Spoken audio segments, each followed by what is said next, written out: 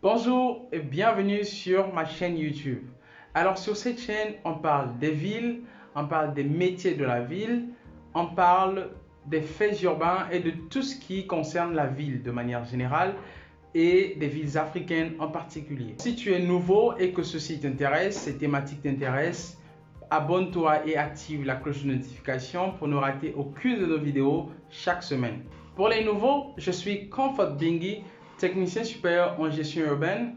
Dans cette vidéo, la deuxième sur la série consacrée au métier de la ville, je vais te parler de l'urbanisme. C'est quoi l'urbanisme? Quel est le rôle de l'urbaniste dans nos sociétés ou dans nos villes? Alors si tu veux en savoir plus, reste jusqu'à la fin car je te réserve une bonne dose de connaissances.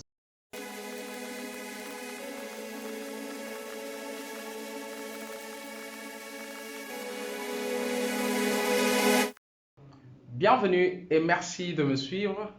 Alors sans plus tarder, c'est quoi l'urbanisme? L'urbanisme se définit comme l'ensemble des sciences, des techniques et des arts relatifs à l'organisation et à l'aménagement des espaces urbains en vue d'assurer le bien-être de l'homme et d'améliorer les rapports sociaux en préservant l'environnement.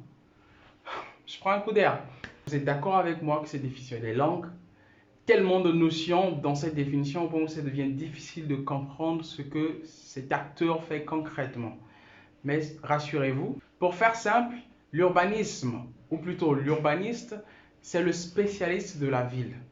C'est le chef d'orchestre de l'aménagement urbain. Dans une ville, l'urbaniste intervient donc avant l'architecte, avant l'ingénieur. Retenez ça pour le moment, mais essayons quand même de décortiquer cette définition que je trouve très synthétique. Alors premièrement, l'urbanisme, c'est un ensemble de sciences. Dans l'urbanisme, nous avons des sciences sociales comme la sociologie, qui est un aspect très important pour pouvoir étudier les phénomènes urbains, les comportements des individus, etc. Vous avez aussi, par exemple, le droit qui est une autre science sociale, le droit foncier en particulier, parce que l'élément sur lequel se base l'urbanisme, c'est le sol.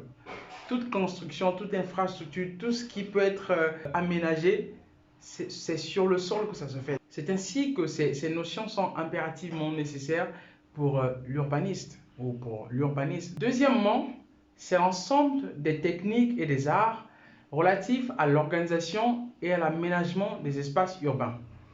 Alors si on essaye de remonter le temps, avec les civilisations antérieures, avant de parler de villes proprement dites, il y avait donc nos arrière-grands-parents qui vivaient sur la terre avec comme activité la cueillette, la chasse, en gros tout ce qui était activité primaire, activité du secteur primaire. C'est ainsi qu'était leur vie avec les besoins à l'époque, leurs besoins à l'époque. Mais plus ils évoluaient, plus il y avait des besoins. Il fallait s'abriter, il fallait cultiver la terre. En gros, il fallait se sédentariser parce qu'il y avait aussi une sorte de conquête de territoire. Il fallait donc être sédentaire pour sécuriser son espace de vie. Donc en même temps, il était question de s'abriter, de faire des tentes, des maisons avec des matériaux disponibles. Il était question de créer des pistes pour servir d'accès vers les cultures, vers les points d'eau, les cours d'eau, etc. Ainsi, globalement, il y avait une forme d'organisation qui s'adaptait donc avec leur milieu de vie, avec leurs besoins de l'époque. Mais aujourd'hui, après la révolution industrielle, la mondialisation, l'essor de villes, nous avons donc aujourd'hui des zones urbaines qui sont complètement séparées des zones rurales.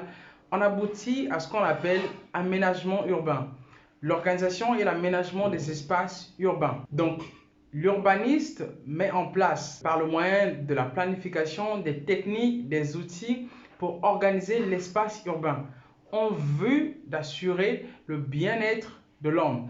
Car en fin de compte, c'est l'homme qui est au centre de cela. C'est l'homme avec H majuscule qui a des besoins, il doit se loger, il doit prendre des moyens de transport pour aller au marché, à l'école, au stade, au musée, etc.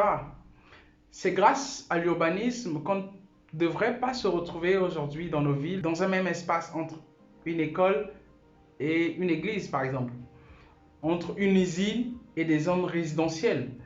Donc, nos villes devraient faire l'objet de planification à court, à moyen ou même à long terme selon la situation. Cela permettrait d'éviter plusieurs problèmes aujourd'hui comme l'habitat spontané surtout.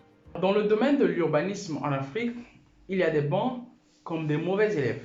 À titre d'exemple, Kigali aujourd'hui est une ville référence en Afrique. On parle de lui comme étant la ville la plus propre d'Afrique.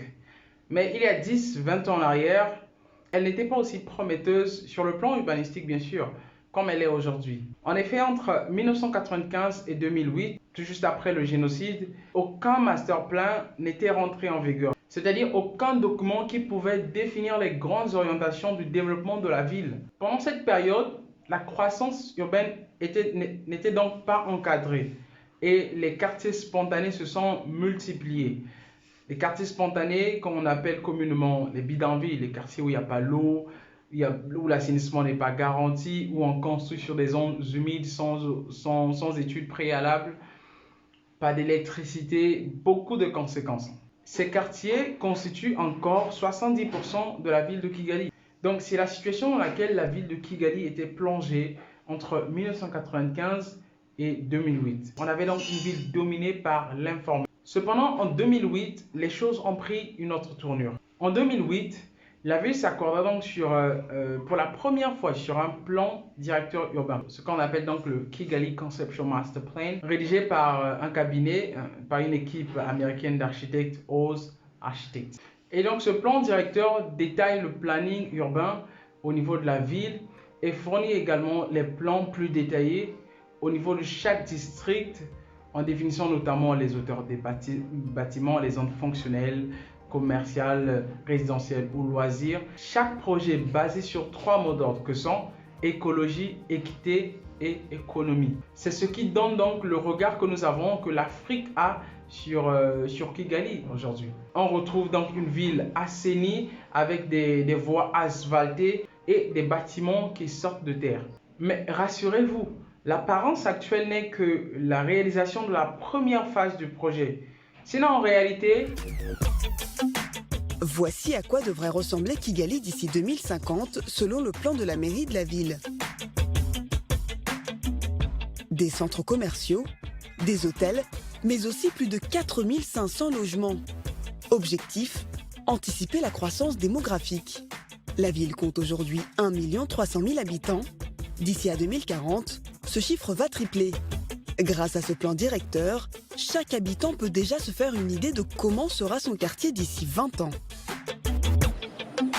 Pour que cette vision devienne réalité, la ville est aujourd'hui envahie de chantiers. Des grues sont partout et les gros immeubles comme celui-ci sortent de terre par centaines. Eh bien, c'est ça. Je pense que d'ici 5 ans, on sera encore plus éberlué par le changement de la ville de Kigali. C'est donc là le résultat de la planification urbaine.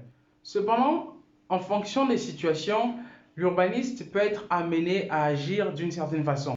Parce que l'urbaniste, c'est le médecin de la ville. Il a des compétences pour s'adapter en fonction de la situation.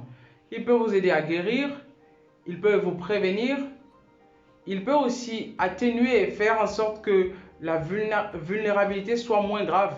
Et c'est le cas aujourd'hui avec plusieurs projets de restructuration lancés dans la ville d'Abidjan, dans des communes comme Yopougon, Koumassi et Abobo. C'est-à-dire que les populations ont déjà occupé une zone, une bonne partie de la population. Le nombre est tellement important qu'on ne peut plus les déloger, les recaser. Mais comme l'État est là pour la population, il faut faire quelque chose.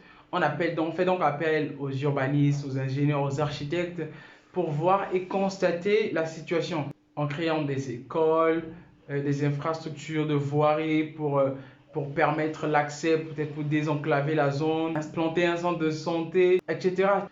Tout cela dans le but d'améliorer les conditions de vie des populations d'une zone vulnérable peut-être. Mais la personne qui est au centre, l'acteur qui est au centre de ces opérations, c'est l'urbaniste. L'urbaniste.